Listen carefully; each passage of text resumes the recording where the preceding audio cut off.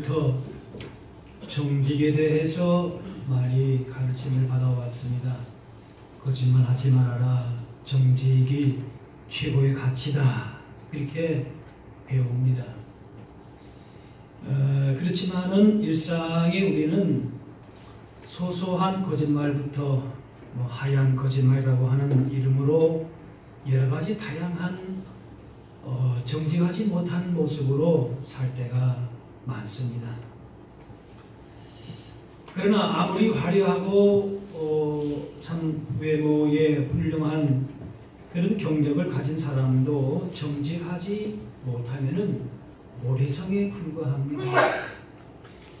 정직이 모든 것의 기초라고 할 수 있을 것입니다.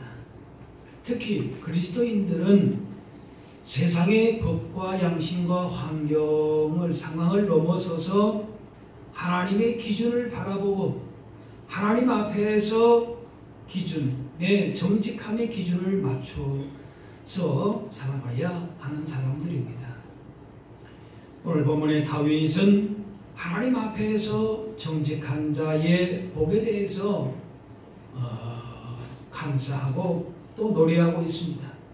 17절 말씀에 나의 하나님이여 주께서 마음을 감찰하시고 정직을 기뻐하시는 줄을 내가 아나이다. 내가 정직한 마음으로 이 모든 것을 즐거이 들여싸우며 그랬습니다. 여기서의 정직이라고 하는 것은 올곧음이라고 하는 것입니다. 또 순전함인데 달아 빠지지 않은 순전함이다. 그런 의미가 있다고 합니다. 하나님께서 성전 건축을 위해서 헌금을 드린 이 다윗의 마음을 보실 때에 그 마음 가운데 정직했다. 속이지 않았다는 겁니다. 올곧은 마음으로 달아 빠지지 않는 순전한 마음으로 드렸다는 것입니다. 사람들에게 잘 보이기 위해서 외식하는 바리새인들과 같지 않은 마음입니다. 신약의 초대교회에서 땅을 판 그 돈 얼마를 감추어서 이것이 전부입니다. 그렇게 한 아나니아와 삽비라 부부와 같지 않았다는 겁니다. 하나님의 이름을 위해서 성전을 건축하기 위해서 헌금했는데 순수한 동기가 있었습니다. 자기를 과시하고자 않았고 속이지도 않았다는 면에서 정직했습니다. 하나님과 사람들 앞에서 숨기는 것과 속이는 것이 없이 투명한 마음이 정직한 마음입니다. 겉으로만 잘 보이려고 외식하는 마음, 이게 달아 빠진 마음입니다. 온전한 11조를 드리지 않고 적당하게 일부만 드러내고 다 드린 것처럼 하는 것도 정직하지 못한 마음입니다. 자신을 위해서는 마음껏 쓰면서도 하나님 앞에 드릴 때에는 인색한 것이 정직하지 못한 마음입니다. 다윗은 하나님 앞에서 물질면으로 투명하고 정직했습니다. 내가 정직한 마음으로 이 모든 것을 즐거이 들여싸우며 고백합니다. 성전을 건축하는 헌금 물질을 통해서 그의 순전함 정직을 하나님 앞에서 인정받은 것입니다. 스티븐 코비라고 하는 사람이 성공하는 사람들의 6가지 습관이라고 하는 그 책에서 인격의 이중성과 불성실이 있으면은 장기적으로 성공하지 못한다. 그런 말을 했습니다. 아무리 처세 속에 뛰어나고 또 말을 잘한다 할지라도 이중성, 불성실은 믿을 수가 없게 합니다. 정직하지 못한 사람은 성공의 기초와 토대가 약할 수밖에 없습니다. 언제 무너져도 무너집니다. 정직하면 사람들이 믿어주고 좋은 영향을 미치고 뿐만 아니라 하나님과의 좋은 교제도 열립니다. 하나님과 관계가 막힌 것이 없게 되어서 하나님 주시는 은혜와 복을 더욱 풍성하게 누리게 됩니다. 오늘 16절 말씀을 보시면은 다시 한번 보겠습니다. 우리 하나님 여호와여, 우리가 주의 거룩한 이름을 위하여 성전을 건축하려고 미리 저축한 이 모든 물건이 다 주의 손에서 왔사오니 다 주의 것이니이다. 다윗과 이스라엘 백성들이 하나님의 성전을 건축하기 위해서 드린 모든 물질이 다 하나님의 것이다. 그렇게 고백했습니다. 하나님께 받은 것을 가지고 하나님께 드렸을 뿐이다라는 겁니다. 그렇기에 다윗은 정직할 수 있었습니다. 자신이 받은 것이 하나님께로부터 온 것이기 때문에 감히 속일 수가 없다는 겁니다. 내가 한 것이라고 자랑할 수도 없는 그런 노릇입니다. 하나님께 받았기 때문에 하나님께 드린다. 그것이 투명하다 그 말이지. 그래서 받은 것을 가지고 잘 관리해야 하는 정직의 자세를 가지고 순전함과 정직으로 하나님께 나아간 것입니다. 모든 것이 하나님의 것이기 때문에 감추거나 속일 수가 없는 것입니다. 이것이 믿는 자들의 정직의 기초입니다. 다윗은 예전의 목동의 시절에 비하면 지금 왕으로서 가진 것은 몇천 몇만 배가 되겠지만은 그것은 자신의 노력, 자신의 수고, 땀 물론 있었지요. 그러나 그것이 아니란 말이지요. 하나님으로부터 하나님의 복으로 주신 것임을 분명하게 보았습니다. 한번 따라 하실까요? 이 모든 물건이 다 주의 손에서 왔사오니. 만물이 하나님이 만드신 것이기 때문에 우리의 가진 모든 것은 다 하나님의 것이다 라고 하는 것이, 이게 정직의 기초입니다. 세상에서의 기준을 가지고 착하다, 법으로 위반된 게 없다, 저 사람 착하다, 물론 그런 소리도 들어야 되겠지요. 그런데 우리 믿는 사람들의 정직은 하나님 앞에서의 정직이, 내 것이 없다는 거예요. 정직이라는 말이에요. 그 말은 맡아서 관리하는 사람이기 때문에 하나님 앞에 우리가 드리고 바치고 헌신하고 희생해야 될 때는 그대로 다 드리는 것밖에 없다라고 하는 것이, 그건 정직하다 말하는 거예요. 달아 빠지지 않았다는 거예요. 순전하다라고 하는 것이. 그런데 하나님의 것이라고 말은 하지만은 실제로 내 노력이 들어갔어요. 내 수고가 들어갔어요. 내 땀이 있어요. 그래서 내 것은 다 내 것이라고 생각하면서 살아갑니다. 이스라엘 백성들이 광야 40년의 그 기간을 마치고 가나안 땅에 들어설 때에 특히 조심해야 할 부분이 이것이었습니다. 하나님께서 기적적으로 가나안 땅에 들어가게 하셨는데 그들이 가나안 땅에 들어가서 그 땅에서 배부르고 또 그 땅을 정복하는 과정 속에서 이거 내 거다 생각을 하는 겁니다. 그래서 하나님 말씀하십니다.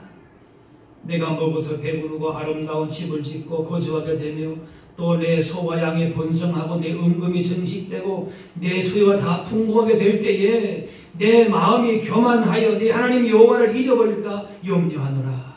그래서 기적적으로 하나님이 인도하셨는데 배부르고 먹고 교만해지면서 하나님께로부터 줬다는 사실을 잊어버렸다라고 하는 것이, 내 소유가 풍부하게 될 때에 내 마음이 교만했다. 실제로 하나님을 잊어버렸습니다. 내 것은 다 하나님의 것입니까? 아니면 내 것은 다 내 것입니까? 다윗은 만물이 다 하나님의 것이고 자신은 하나님께로부터 받은 것으로 하나님께 드렸을 뿐이라고 정직하게 고백한 것입니다. 그 이상도 이하도 아니에요. 하나님의 것이기 때문에 하나님께 드렸다 라고 하는 거예요. 그래서 그것을 다윗은 기뻐했습니다. 내가 이거 손해본다, 내가 노력한 건데 아쉽다, 그런 마음이 없어요. 오히려 하나님께로부터 받은 것이기 때문에 그대로 드리는 것 자체를 너무나도 기뻐했다는 거예요. 이제 내가 또 여기 있는 주의 백성이 주께 자원하여 드리는 것을 보니 심히 기쁘도소이다. 너무너무 기쁘다는 거예요. 하나님께 정직함으로 나의 삶을, 나의 재물을 이렇게 드릴 때에 이게 너무 나에게는 기쁨이 된다. 그렇게 고백합니다. 하나님의 것을 하나님께 드린다고 고백하는 마음에 기쁨이 넘칩니다. 모든 것이 하나님의 것이라는 것을 못 보고 다 자기 것이라고 생각하는 사람은 잠시의 만족은 있을지 몰라도 그것은 잠시의 헛된 기쁨입니다. 모든 것이 하나님의 것이라는 것을 깨닫지 못하고 내가 번 것이기 때문에 내 것이라 생각할 때에 결국에는 돈에 매이게 되고 물질을 사랑하게 되고 결국 돈을 사랑하는 것이 뭐라 그랬습니까? 일만하게 우리가 된다 그랬습니다. 사실 우리의 형편을 보게 되면 다 어려울 수가 있습니다. 물질에 돈에 만족한 사람이 있습니까?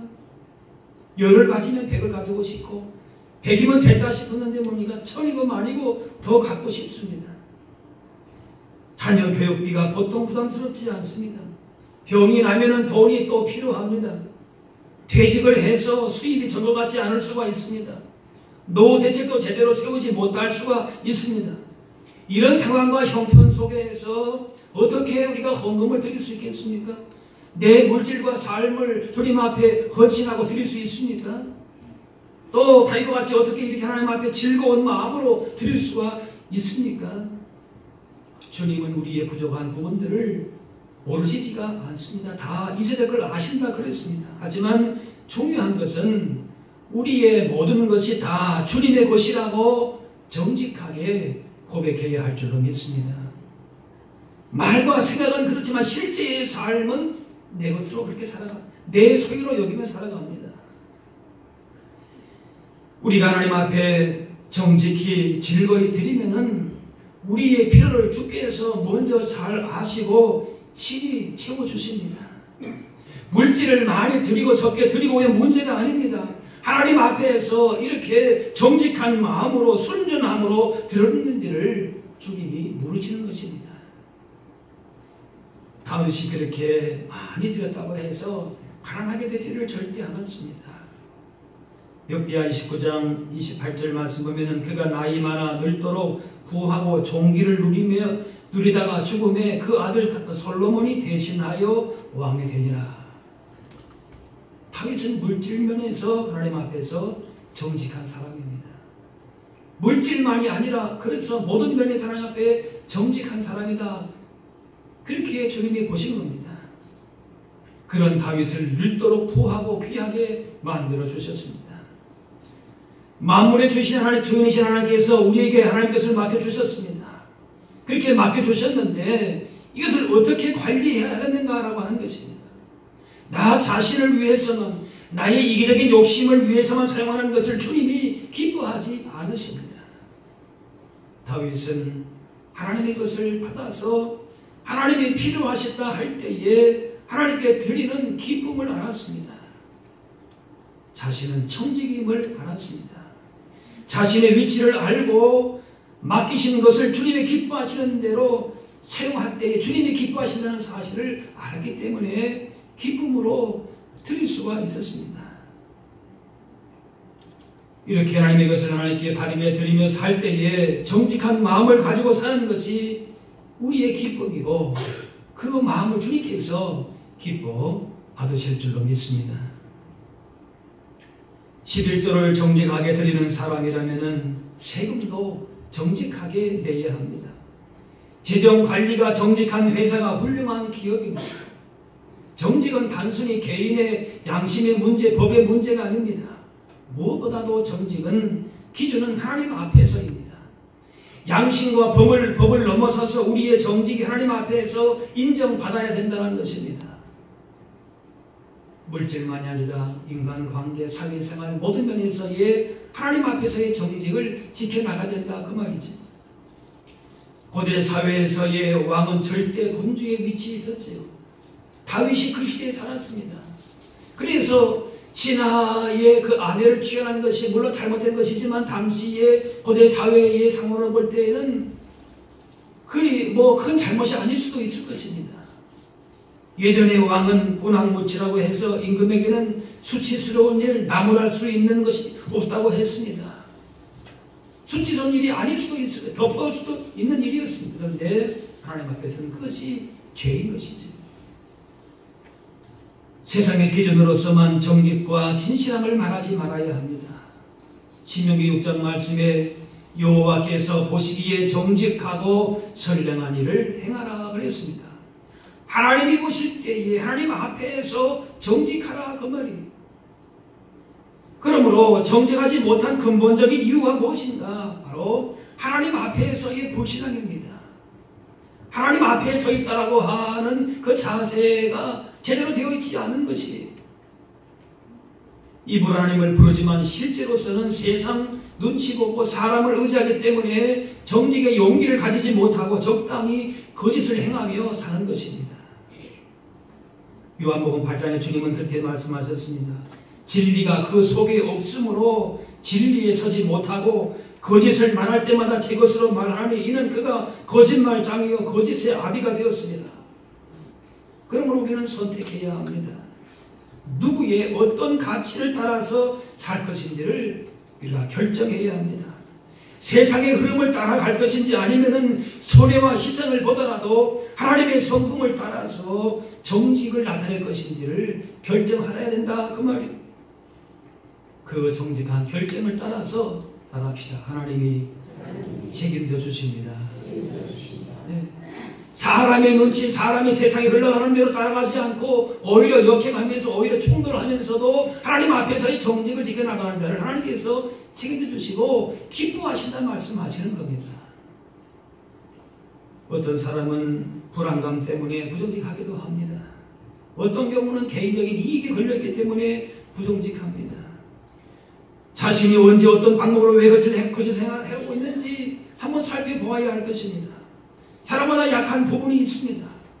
어떤 사람들은 집에서는 정직하지만 거래처에서는 부정직할 수가 있습니다. 자녀에게는 정직을 요구하지만 자신은 부정직할 수가 있습니다. 친구들 사이에서는 정직하다고 소문이 나 있지만 배우자에 대해서는 부정직할 수가 있습니다. 분명한 입장을 밝혀야 할 자리에 침묵하기 때문에 속이는 경우가 있습니다. 의도적으로 속이기도 합니다. 부정직하게 물질을 얻고 좋은 평판을 얻고 큰 영향력을 행사하기도 합니다.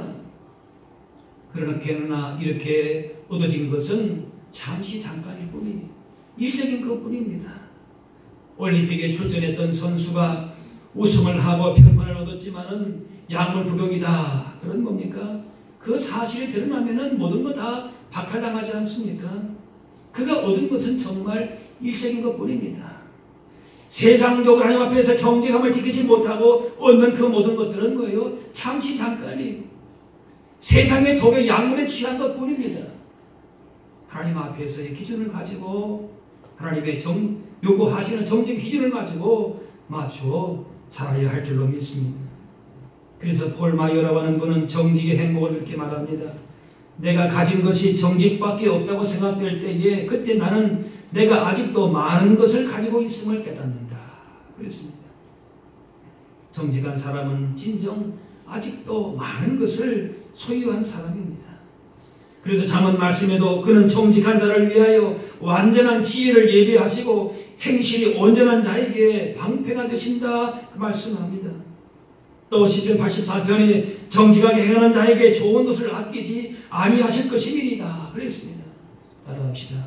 정직하게 행하는 자에게 좋은 것을 아끼지 아니하십니다. 예. 하나님 앞에서의 정직한 다윗 하나님이 축복하시고 은혜를 베풀어 주신 것 같이 세상의 기준이 아니라 내 이익과 욕심과 만족을 따른 기준이 아니라 말씀 앞에서 정직한 자를 주께서 반드시 복주시고 좋은 것을 아끼지 않으시는 줄로 믿습니다. 이러한 정직의 힘을 믿고 신앙의 힘을 믿고 정직하고 순전한 신앙인으로 달아빠지지 않는 그런 모습으로 세상을 향해서도 나아갈 수 있는 우리 모두가 되어야 될 줄로 믿습니다. 아름다운 살기 좋은 나라를 후손들에게 물려주기 위해서 해야 될 일은 중요한 일 중에 하나는 바로 정직한 나라를 만드는 겁니다. 나라의 GNP가 올라가고 수출이 잘 되고 그것도 감사한 일이지만은 그러나 그것은 한순간에도 거품처럼 끝날 수도 있는 일이에요. 그런 나라의 기초가 정직함의 토대가 되어야 돼요. 그래서 시편 112편의 말씀에 그의 후손이 땅에서 강성하며 정직한 자들의 후손에게 복이 있으리로다. 따라합시다. 정직한 자의 후손이 복이 있으리로다. 우리의 가정이 교회가 이 나라와 이 사회가 정말 강성하고 복이 있으리면 뭡니까? 정직함을 심어줘야 되는 것이 하나님 앞에서의 기준을 분명하게 얘기해 줘야 되는 것이죠. 후진국일수록 남을 속이는 것이 요령입니다. 그러나 선진국은 정직하게 사는 것이 요령이라면 요령입니다. 우리나라가 정말 선진국에 진입하려고 하면 그 무엇보다도 정직을 훈련하고 연습해야 하는 것입니다. 정직하면 오히려 손해본다. 그렇게 생각하기도 합니다. 적당히 요령을 피워야 거짓말을 해야 살 수 있다고 생각하고, 또 남자는 적당히 이렇게 뭐 그런 좀 사기근성도 있고 그래야 좀 살 수 있는 것처럼 그렇게 생각을 합니다. 용감하게 정직을 선택하기가 어려운 일이 되기도 합니다. 그러나 거짓을 선택하고 살면은 잠시는 이익을 얻을 수 있지만은 하나님의 형상대로 창조된 거룩한 성품이 훼손되고 결국 영혼을 파괴시키는 그런 일이 되고 맙니다. 자신만 파괴됩니까? 가정과 사회가 점점점 파괴되는 것이지요. 대부분의 선진들이 그래도 그만큼이나마 정직한 신앙국가를 이룰 수 있었던 것은 누가 뭐래도 기독교적인 역량이 큽니다. 처음에는 저들도 어려웠지만은 결국 예수 믿는 사람들의 정직의 선한 영향력을 이끌면서 거짓을 물리치고 정직의 승리를 이끌어낸 것입니다. 한 사람의 정직이 가정을 변화시킵니다. 한 가정의 정직이 그 가문과 사회 전체를 변화시킬 수 있는 것입니다. 정직한 마음을 품고 정직한 삶을 살기 위해서는 하나님을 사랑하고 하나님과 더욱 친밀한 관계를 가질수록 더욱 정직하고자 하는 소원을 갖게 됩니다. 우리의 마음의 결심으로서는 세상에 그냥 살면은 잘 안 될 수가 있어요. 세상을 살아나가는 방법이 그렇지 않기 때문에 그럴 수 있지요. 그런데 시편 말씀 보면은 따라합시다. 정직한 자들이 주의 앞에서 살리다. 예. 어떻게 살아요? 주님 하나님 앞에서 산다 그 말이에요. 정직한 사람들은 하나님의 임재 앞에서 사는 사람들이라고 하는 말이에요. 하나님의 임재를 사모하면서 하나님 앞에 사는 사람들이 하나님과 더불어 늘 친밀한 관계를 갖기 때문에 하나님께서 내 마음 가운데에 말씀하시는 음성이 있고 보여주시는 것이 있기 때문에 다른 것을 우리가 바라볼 수가 없는 것이죠. 다윗의 위대함은 그가 완전했기 때문이 아니라 하나님 앞에서 진실한 마음으로 연약함을 고백하면서 은혜를 구하는 데 있습니다. 그래서 시편 51편에 잘 아는 대로 하나님이여 내 속에 정한 마음을 창조하시고 내 안에 정직한 영을 새롭게 하소서 기도합니다. 다윗과 같이 하나님 앞에서 간절히 겸손하게 도우심을 구할 때에 그 진실한 마음을 받으시고 정직한 영을 새롭게 하실 줄로 믿습니다. 이렇게 하나님 앞에 순전한 마음을 우리가 고하지 않으면은 거짓된 세상의 영향을 우리가 받을 수밖에 없습니다. 우리 안에 세상의 욕망의 자리를 잡게 되면은 세상이 끄는 대로 끌려다닐 수밖에 없는 것입니다. 하나님과 친밀해질수록 거짓된 삶과 멀어지게 됩니다. 하나님과 친밀해지면은 하나님께서 우리 양심에 말씀하시는 것을 들을 수 있기 때문에 그렇습니다. 하나님 앞에서 정직한 마음으로 살아갈 때에 우리의 모든 것을 새롭게 하시고 친히 높여주시고 보호하시고 필요한 것들을 때를 따라 풍족하게 공급하여 주실 줄로 믿습니다. 오늘 다윗은 이 모든 물건이 다 주의 손에서 왔사오니 다 주의 것이니이다. 그렇게 겸손하게 고백하면서 우리 인생의 주인이 누구신지를 분명하게 고백하고 있습니다. 하나님께 받은 것을 잘 관리해야 하는 정직의 자세를 가지고 순전함과 정직함으로 하나님께 나아가야 하는 것이지. 하나님이 필요하실 때 언제든지 하나님께로부터 받은 것을 드릴 줄 알아야 합니다. 여기에 기쁨이 있습니다. 자유가 있습니다. 여기에 보람이 있습니다. 하나님 앞에서 정직한 다윗을 축복하시고 은혜를 베풀어 주신 것 같이 세상의 기준이 아니라 하나님 말씀 앞에서의 정직하게 사는 자를 반드시 복 주시고 좋은 것을 아끼지 않으십니다. 우리의 필요를 우리보다 더 아시는 주님께서 친히 채워 가실 것입니다. 하나님의 것을 하나님께 바르게 드릴 때에 하나님께 기쁨이 되고 우리에게도 기쁨이 되게 되면서 하나님 주시는 귀한 복을 누리고 그래서 날마다 정직한 자의 그 선한 영향력을 통하여서도 세상을 변화시키고 하나님 주시는 귀한 복을 누리고 증거할 수 있는 저와 여러분들이 다 되실 수 있기를 바랍니다. 기도하겠습니다.